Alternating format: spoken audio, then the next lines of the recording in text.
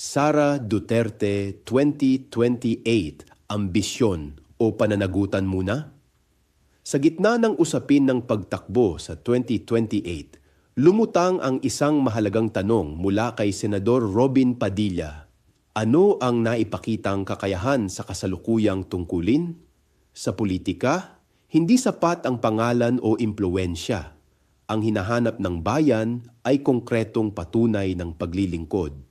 Kung ang isang leader ay nahaharap sa mabibigat na bintang ng korupsyon at hindi malinaw na paggamit ng pondo, hindi ba dapat unahin ang pagsagot at paglilinaw? Ang ambisyon na walang pananagutan ay nagiging pabigat sa bayan, hindi pag-asa. Sa panahong naghahanap ang mamamayan ng integridad, ang tunay na tanong ay hindi kung sino ang tatakbo, kundi kung sino ang karapat-dapat. Ako si Bishop Tonyo, obispong migrante sa Europa, at ito ang damdaming makabayan, tinig mula sa laylayan. Hanggang sa muli.